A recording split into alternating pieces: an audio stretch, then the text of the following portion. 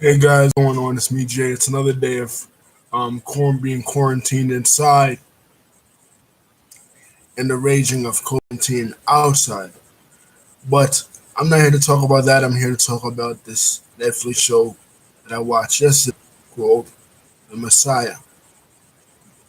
Now, this show really blew me away because of the symbioology in it and how it incorporates various themes and various Easter eggs and various references to different scriptural traditions. So if you're a fan of um, like history or like theology, religious studies, watch this show because it ties a lot of that in. It centers around uh, a person named a mysterious figure that emerges in the midst, and even current events too. A lot of current events tied into it. It centers around um, this this guy that appears in the midst of the Syrian civil war, just as ISIS or ISIL or Daesh is about to destroy and invade Damascus. He appears and with a sandstorm, he just wipes them completely out. And people are just amazed at how he was able to wipe out an entire terrorist group with just his hand, and they don't know where he came from. And here you have these two brothers, Samir and Jabril. And one brother, Jabril, he's completely devoted to this guy, Al Masih. While the other brother, Samir, he has his doubts. But anyway, later on, Al Masih leads a bunch of Palestinian refugees out of Syria into the borders with Israel. Now, as you know, Palestinians have been refuged outside of Israel since the war of 1948, and they've been longing to come back. And this has been one of the most contentious debates in Middle East geopolitics forever. So they're thinking, all right, he's going to lead us on a jihad, and he's gonna be the Messiah, the Islamic idea of the Mahdi, the guide, which oddly enough is this guy's name, Mahdi too. The actor that plays him, and names play an important part in the show as well. So he's gonna be this guy's guide. He's gonna lead them into Israel, but he tells them to surrender all their weapons, and they stay camped out um on that border, and everybody's like all confused, especially Samir, especially this Imam Hamza.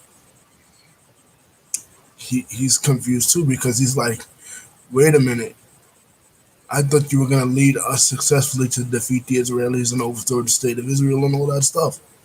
But all the way on the other side of the world is this woman, Ava Geller. She works for the CIA. She's played by Michelle Monaghan, and she's basically tracking uh, the movement of El Masih because he was able to wipe out Daesh the way he was. She feels that he'll be another Abu Bakr al-Baghdadi. They think that he may be an Iranian Shiite or that he may work for the Russians or one of the enemy combatants of um, ISIS. But she wants to track him down to see who he is. But nobody can figure it out. Everywhere he goes, people follow him. People follow him. And then finally, he gets entry into Jerusalem somehow, um, and he goes to the steps of the Temple Mount, and he preaches his message. Now, he'd already been caught by the Israeli police before that, and he had a meeting with the Israeli guy trying to track him down, named Avraham. Now, when Avraham interrogates him, Al Masih points out that Abraham has a past, that during the time that Abraham worked for the Mossad, which is the Israeli Secret Service, he killed a kid in Megiddo. Now, many, as you know, Megiddo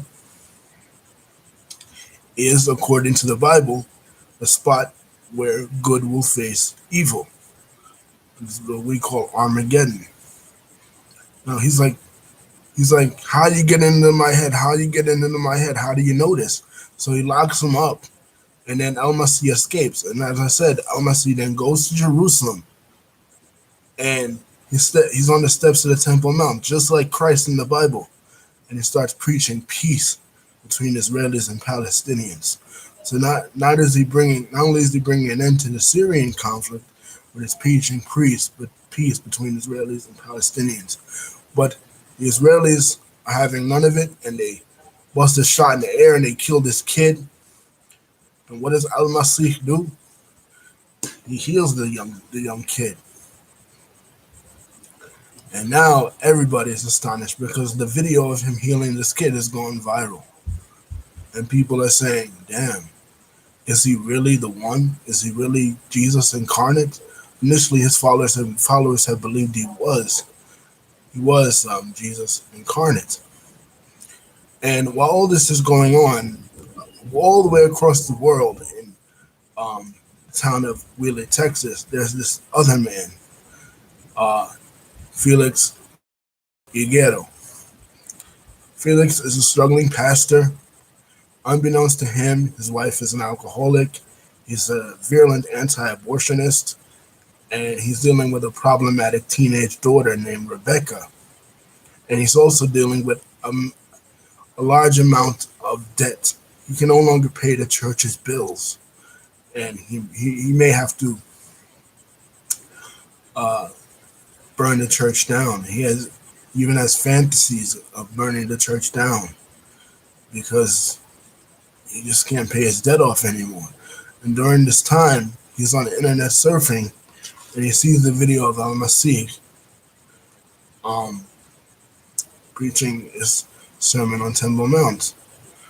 But Felix is just going crazy. And Felix, the night before he goes to get the gasoline, he's reading the book of Job. And as you know, Job in the Bible was a man who lost it all. He lost everything. He was like a suffering servant in the scriptures. So, as Felix is going to do this, Rebecca herself has a plan. She's texting someone that she wants to escape with her boyfriend out of Dilley, Texas to Phoenix, Arizona. So she's hitchhiking, and all of a sudden comes this big tornado.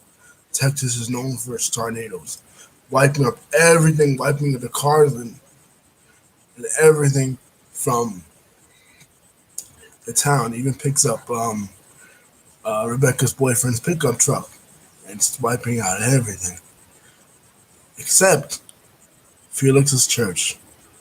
Felix's church remains standing.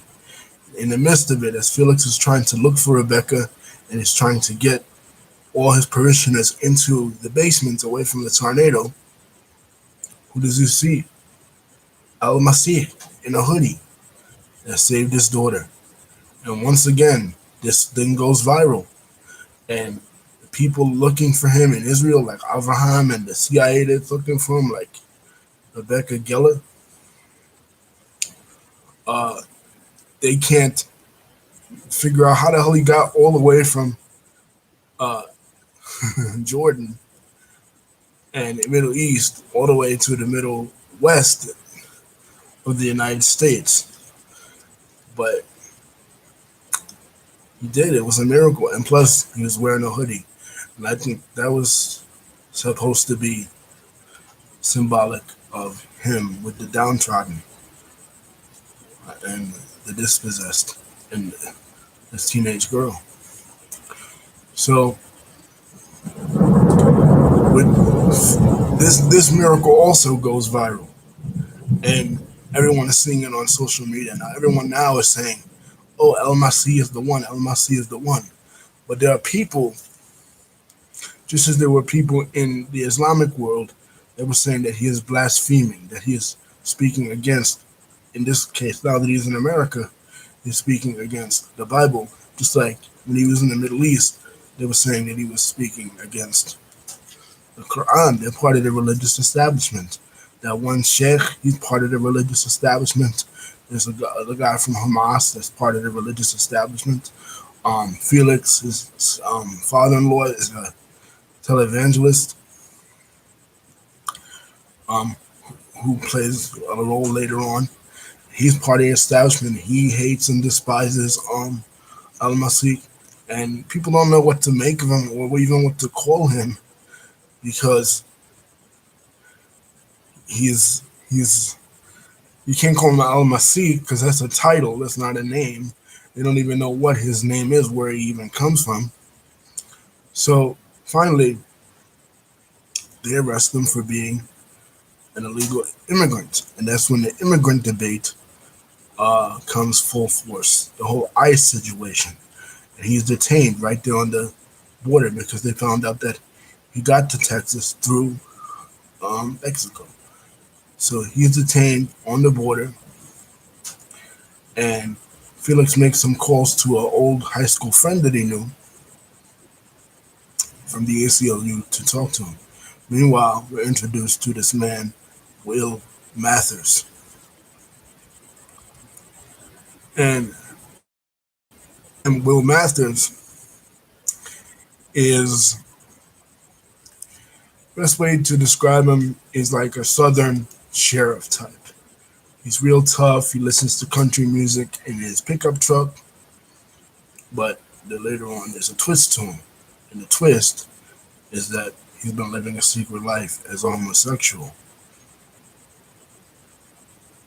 Okay, just like there's a secret with Geller. The secret with Geller is that she had four abortions. Four miscarriages. She even has one while she's in Texas, um, investigating the case because she follows El Masih all the way to Texas to try to figure out who the hell he is. And just as she speaks with him after his lawyer leaves, that's when he really starts to get into her head. He starts to speak Hebrew to her, and he starts to talk about her mother, somebody that was very important to her. Because in one of the earliest scenes, she went to her mother's gravesite to put stones on the mother's gravesite in hopes that she will become pregnant herself soon. She's of the Jewish faith. So she's like, "Oh, how does he know my name? How does he know my name? I'm CIA." She figures it's from the bandage that she had on her when she escaped from the hospital after she had the last miscarriage, but it wasn't. He was really getting into her mind, just like he was getting into Aviv's mind back in Israel. So nobody knows who this mystery guy is.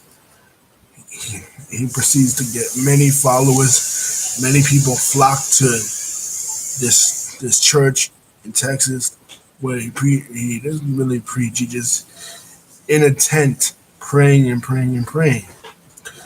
Finally, he goes to his trial to see if they'll grant him citizenship. Because the whole thing is, okay, if he is deported outside of the country, where do you send him back to? You send him back to Syria, will he be shot for blasphemy? Or do you send him back to Israel, will he be arrested for terrorism? Or do you keep him here? He said he says he speaks on his own behalf. His lawyer is pissed off that he speaks on his own behalf. But he says that borders are man-made. The borders don't control really anyone. And the only thing that separates him from the judge is the fact that he was born in the Middle East and the judge was born in the West. And this really strikes a nerve with this judge who is getting very old and he has brain damage. And he wants to do a really good act before he dies. So he lets Al Masih go, and Al Masih then becomes a U.S. citizen, and he and Felix, build this following around and around. People flock to him, including this lady from Colorado with a daughter who has cancer that she wants Al Masih to heal. So, uh, and during the tornado, there was this dog named Samson that was injured, where buildings came down. Now, keep in mind the symbology. Buildings coming down on this dog, Samson. Just like the buildings crushed Samson in the Bible, buildings are coming down on the dog, Samson, in this story. But instead of Al Masih healing the kid's dog, he shoots him, old Yeller style. So people are like, oh, Al Masih, he's dangerous, he's dangerous. So what does he do after that? He tells Felix that it's time to pack up and leave. Now they don't even know where they're going, but they get inside the van and they just start driving. They just start driving, and the daughter is taking Instagram photos and posting on social media about them driving halfway across the country, and it's like, where are they going? Finally, their destination is Washington, D.C. They plan to go to Washington, D.C. Now, this is a crisis for Geller because in Geller's mind, he could be going there to kill the president, maybe. Who knows, right? But he comes with his flock to Washington, D.C. And while this is going on, we see an African American young man, a poli sci student. I forget his name. His name is Jahan. He's a poli sci student. He's pretty well acquainted with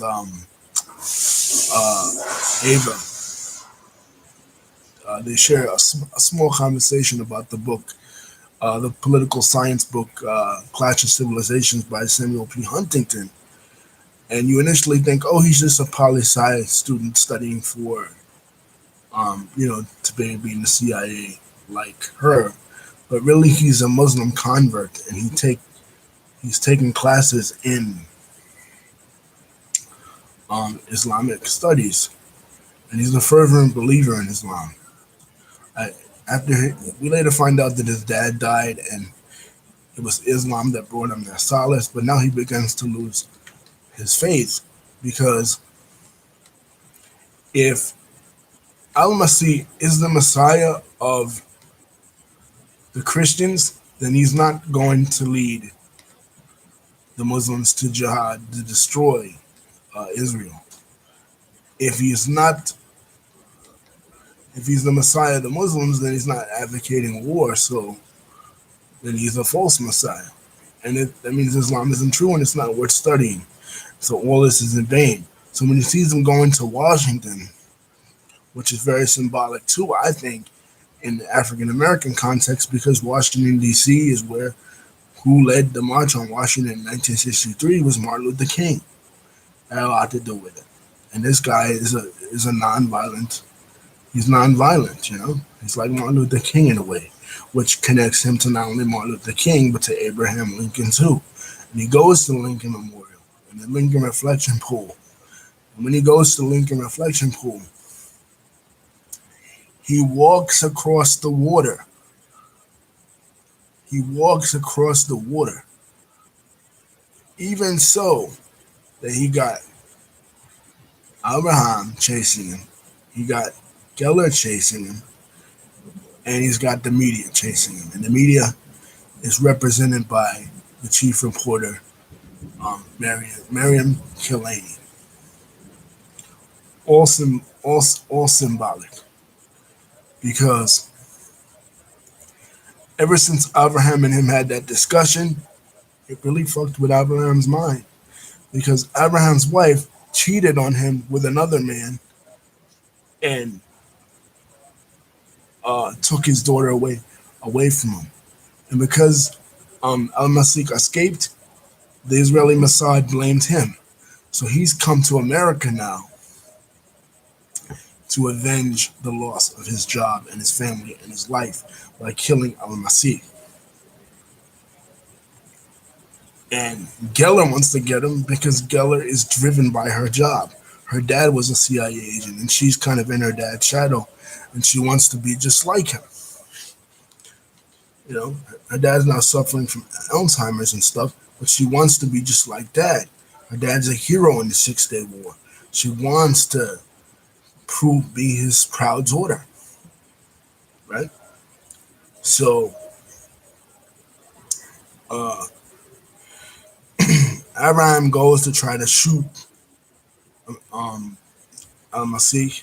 But it's funny, while he goes into the gun shop, many Israelis are of Middle Eastern descent too. They're Mizrahi Jews, they're Sephardi Jews. They have darker skin and more darker features um, than your average Ashkenazim Israeli or American Jew, like, say, Geller, right? So he goes into a gun shop in Texas and tries to buy guns, and the guy just looks at like the scene from Crash.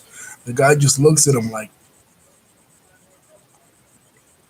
what the hell? Like, am I selling guns to a potential, you know, Arab terrorist? So it's odd he's on the other end now. I thought that was kind of funny. But he's not a believer. He thinks just like Geller and just like Mathers initially thinks that Al Masik is full of shit. The only really true believers is Felix, his kid Samir, Felix's daughter Rebecca, and that's about it. That's the core of his belief. But when he walks on water, a lot of people, especially in the African American community, um, which Washington D.C. is heavily populated with, they become uh, his huge followers. Like, huge African American community starts to really um, rally behind him too. And there's that one scene where that Muslim kid, he converted in the Baptist. He passes a Baptist church, East Jerusalem Baptist Church, and the one lady says, "Come on back in, son. The Messiah has come again." And they're all celebrating and celebrating because they believe that Al Masih is the true Messiah. Now, at this time, Felix is taking on the responsibility of being the representative of Al Masih, who he could see, who he could talk to, and the girl, the girl with cancer, um, her name is Ray, wants to speak with Al Masih. Now, her father is totally against the mother taking her all the way to Washington, from Colorado to Texas, then to Washington D.C. across the country to meet with this guy who he doesn't believe does any miracles. But anyway, she meets with the guy. He she has a conversation with him, but it's not clear that uh, that she's healed. And then they go back to get her off her chemotherapy, and it angers the father to such an extent that later on he asks for when she comes back, he asks her for a divorce. I mean, how could you take your child off of chemotherapy because of this supposed faith healer who hasn't been proven? Meanwhile, the U.S. government is trying to get a hold of him, and they're trying to find out who he is. And each department is at war with each other. You got the Israelis at war; they're trying to get a hold of him. The FBI and the CIA are at war with one another. One funny aside: people compared him in the movie to David Koresh in Waco, and they're from Texas. So as they're driving past the town of Waco, Felix snatches a glance at El Masih. He's like, "Oh my God, I hope we're not gonna be stopping here." Of course, they don't, but it was just a little funny Easter egg. Um, So they're all trying to get him. They even use a prostitute to come to his hotel room to try to have sex with him, and he makes her feel so bad about her prostitution life that she ends up giving back the money. But he is captured and he meets with the president, whose name is President Young. Now, President Young in the show is portrayed by, I mean, is a Mormon. His faith, he's a member of the Church of Jesus Christ of Latter-day Saints. Now, what Al-Masih, see, everyone else is saying, well, you can't be the Messiah um, because Muhammad said no more prophets. Jesus said no more prophets after me.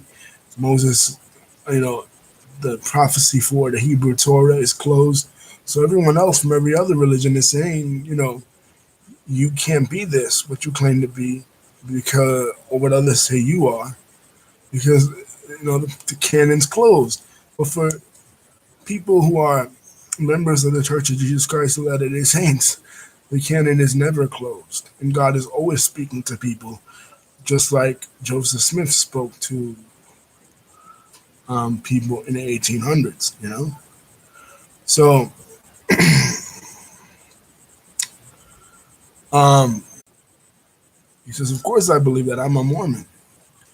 So he says, "I am a prophet," and he reveals himself to be a prophet to him. And he says, "What I want you to do is to remove all the U.S. bases on the border with Eastern Europe. In other words, cut off this war with, they mentioned specifically Latvia.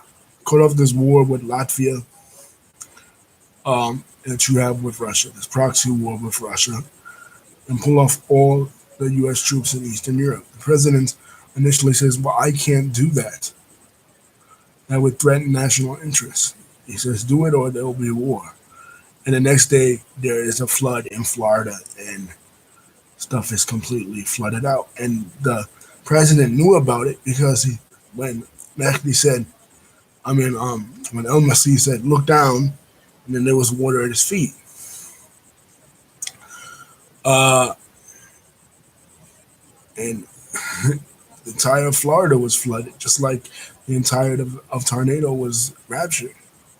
Texas was raptured. So the president is pondering and he's pondering it, and he finally does it. But his chief of staffs is like, "This is crazy," and he even mocks the president's belief. He's like, "Well, what did he do? Give you some golden tablets?"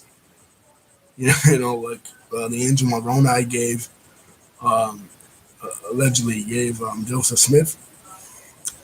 And of course, he took that as an anti-Mormon slight, and he got even more pissed at him. But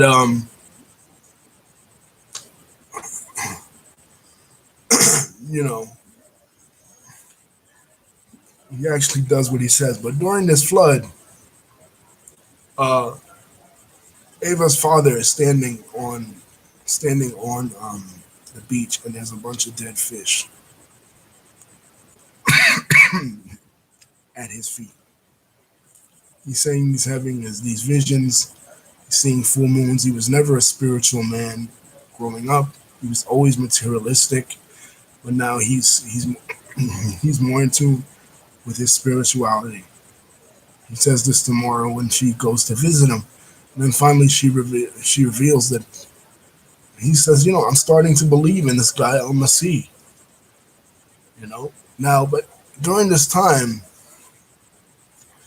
Myra starts to find out more information about Al Masih through her connect Kumar in Israel. She finds out, as she suspected initially when they first talked, she finds out that he's Iranian.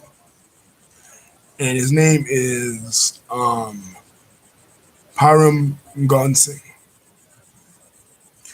And he's an Iranian who escaped after Saddam Hussein invaded Kuwait in the 1990s. And he lived with his uncle Yosef, who taught him these tricks. And that's how he was able to walk on water. So this is what she believes. And when she eventually questions Khan's thing about it. He doesn't he doesn't really passively deny it. It's the same thing when Avi questions him. He doesn't deny it or uh, um, say it isn't true. He lets him believe whatever they want to believe. To have his father-in-law is like a billionaire televangelist. To have El Masih on his show and to speak, and like Felix is like his manager. So they're gonna do this big thing at the church in Oklahoma, and he's gonna speak to the world nationwide through Felix's father-in-law. And now finally, Felix's father-in-law, he's justified in his father-in-law's eyes in some ways that he never was when he married his daughter because his daughter was a teenager when he got um, his wife Anna was a teenager when she got pregnant. This is when she reveals that that she got an abortion. Uh, she got an abortion as a teen. Um, she took the daughter down to get an abortion, knowing Felix's heavily anti-abortionist stance. Now he feels like he can't stand in front of El Masih, that he's unworthy to stand in front of El Masih. But it was El Masih who encouraged Rebecca to tell this thing to her father. But the mother, Anna, she feels like El Masih is kind of uh, putting a strain, putting a wedge between her daughter and him. It's a kind of implicit sexual relationship implied, you know, because he took the cancer girl Rhea in the room with him, and he's always seen with Rebecca. So they kind of, I was thinking they would kind of try to frame him as a sexual predator, maybe in a similar way like they did Michael Jackson, maybe. You know what I mean? But it doesn't go that route. While this is going on in a subplot in Palestine is that his main follower, Jabril Medina, escapes and crosses over the Israeli border. He strips naked, crosses over the Israeli border, and he leads this blockade of Palestinians that has been in existence for hundreds and hundreds of years has now ended thanks to the follower of Al Masih. And Jabril is getting ready to um, getting ready to declare Palestine as a nation under the guidance of his imam, while at the same time, the people who believe that Al Masih and his followers are heretics are planning to murder Jabril, and they're using his brother Al Masih, Samir, to do so. They capture Samir and they tell him, "Listen, you can't be reading those other books anymore. You just gotta read the Quran. You gotta." And they give him a wife and they tell him about training to become a suicide bomber right before his brother's about to make the speech. And this is an episode called "God is Greater." Of course, you know that has significance because, in the one hand, um, Rebecca and Amasi and Felix are supposed to speak at this mega church, and they always say God is greater, God is good all the time. And Muslim suicide bombers and Muslims in general always say, Allahu Akbar, God is greater. So it kind of connects. And but Al Masih doesn't show up. Once again, Al Masih disappoints legions of his followers, just like he did in Palestine, just like he did in. He's now done the same thing in America. He doesn't show up, and instead, his words are put into the mouth of Jabril, who cannot read. Jabril is illiterate. Now, really symbolic when it comes to Islam. Muhammad is symbolic. I mean, Muhammad is illiterate in Islam and the Islamic sources. And Rebecca is epileptic. In the Christian sources, it's hinted that the Apostle Paul may have been epileptic. So, just as the Lord put the words of himself into Muhammad, put the words of himself into the Apostle Paul, now put the words into Rebecca. And you hear Rebecca and Jabril reciting Al-Masih's words. But during this time, Samir blows, goes with the suicide bombers like the Hamas and stuff to blow up this Al-Masih, to blow up Samir, who was the representative of Al-Masih. And he can't do it. He pees himself and everything. He's really scared. But he does it, and Samir survives. And next to him is an Israeli Mossad agent, Kamar, and he reaches his hand over to him, and they touch. And this, along with the other scene where Will Masters decides that just like the prostitute coming to terms with who she is, he has to come to terms with who he is as a gay man and as a gay conservative. It really, really made it, like it was really powerful scenes. But and as this is going on in Palestine, in America, um, Rebecca goes into an epileptic seizure, and she's in the hospital. And while they're both in the hospital, they found out that Al-Masih is missing. He's been kidnapped by the Israelis, and they're taking him back to Israel to kill him. Now, it's unclear why Abraham would want to do this, because he's already lost his job with the Mossad. He even has sex with Ava, because Ava wants to get pregnant so bad, and after the argument she had with her dad, she throws away all her husband's sperm that she had frozen, and she has a hot, wild sex with Abraham, even though knowing that Abraham is married. So it's possible that she may be carrying Abraham's child, especially in her reaction when she hears that the plane that both Abraham and Al-Masih were traveling on now went down. But the United States government goes to this reporter and reveals his real name, his real origins. He studied at a college in Massachusetts, studied under this guy, um, this terrorist, Oscar Wallace, who now is in Russia, and they may have connections to the Russian government. And he's not who he says. Basically, he's not who he says he is. And during this time, the girl Rebecca is in the hospital. Jabril is in the hospital, and the girl Rhea is in her home dying of cancer. So everyone is like, now, oh my God, this guy's a fraud. He fooled us all. Felix feels like a total asshole for ever believing him.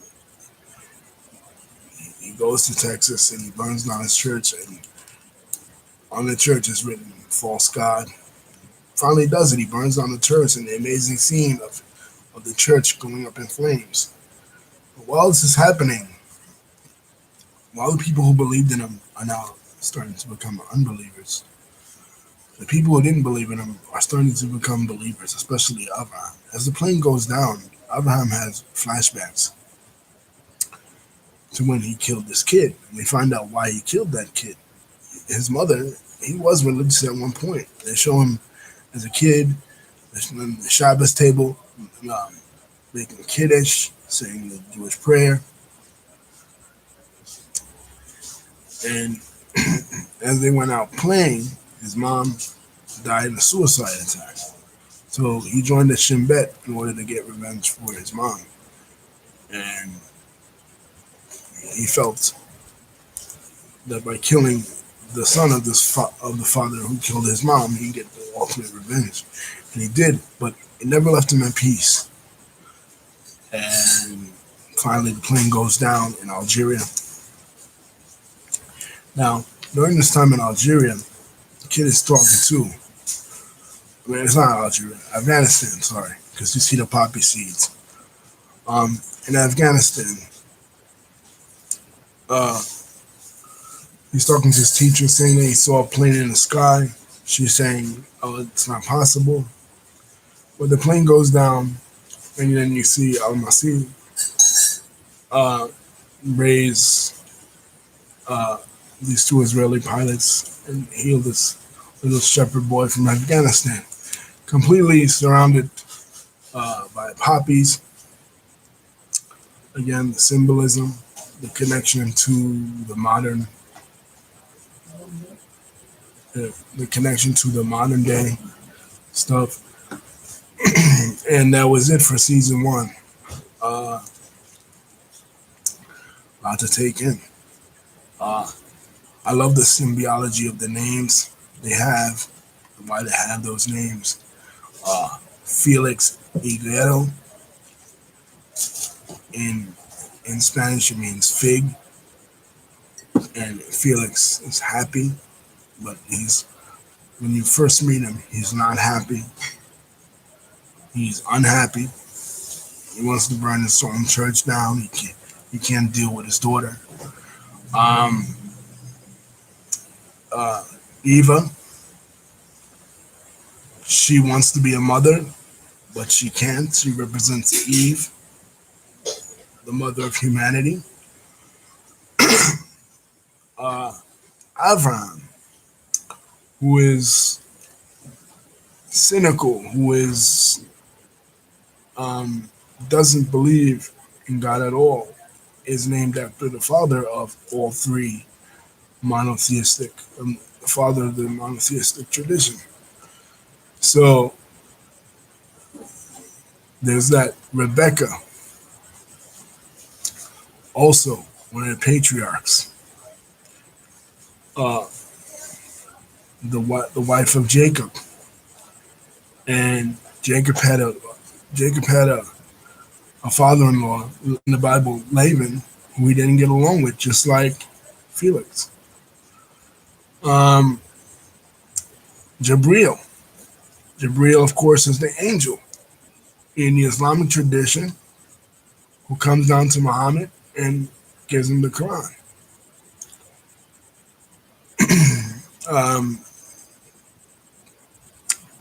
uh, Hamza, the the friend and uncle of Muhammad as well. A lot of symbology when it comes to the names tied into biblical and Quranic and biblical and Islamic themes, and even with the president. His name is President Young. Now, the founder of the Mormon prophet, the founder of the Mormon faith was Joseph Smith, but his successor who led them to Utah was Brigham Young. The news lady's name is Miriam, the mother of Christ. So, and the character Jabril is not just named Jabril. He's named Jabril Medina. And Medina was the city that Muhammad led the um, his followers to after they were being Hijra, after they were being persecuted by the Meccans. So everything ties in. Why Texas? Well, Rebecca mentions why Texas. It's one of the most religious states in the United States. Also, also Texas, because of the desert-like terrain similar to that of the Middle East and the problems with the border.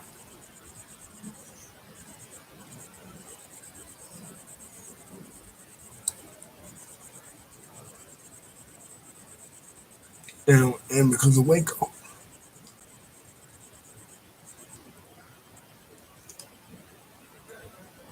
So yeah, that was this movie Messiah.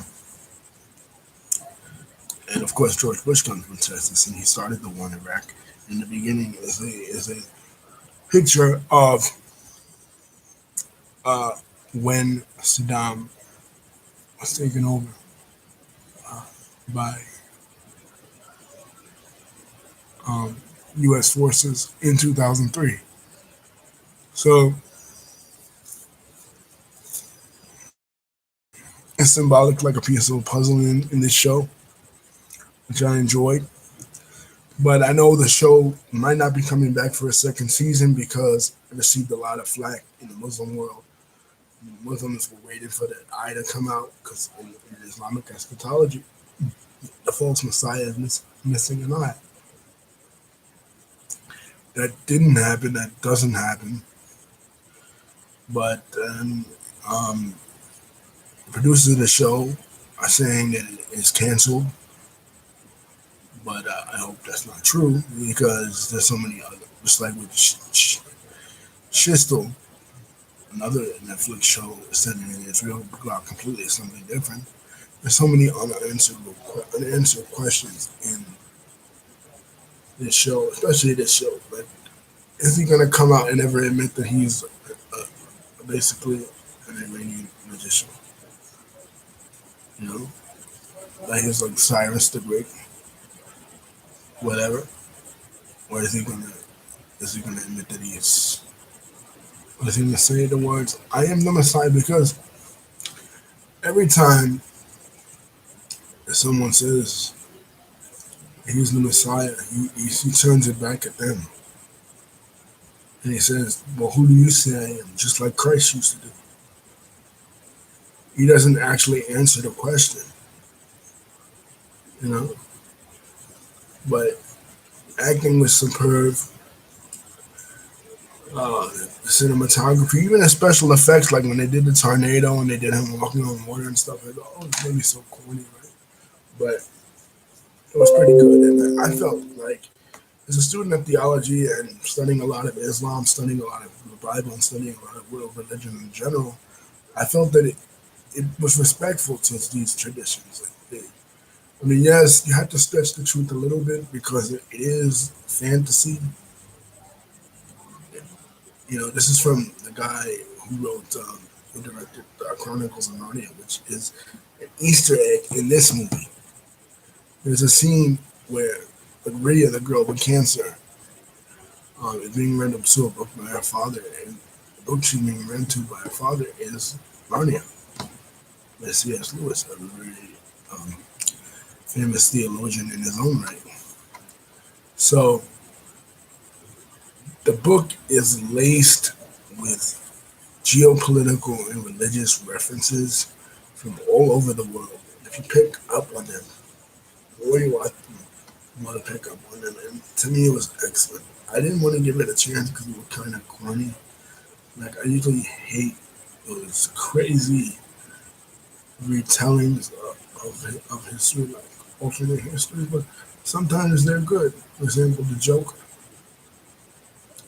was a retelling of a story we've known. But when you deal with religion, especially when you deal in a geopolitical sense with Islam, you know a retelling can be kind of dangerous, like in the way I read it with the movie Instance of Muslims and Benghazi. So Netflix didn't want to take that chance, but they took the chance, and it's a really good film. Check it out, guys. Messiah, starring the um, check this out. 10 episodes, each an hour. Peace.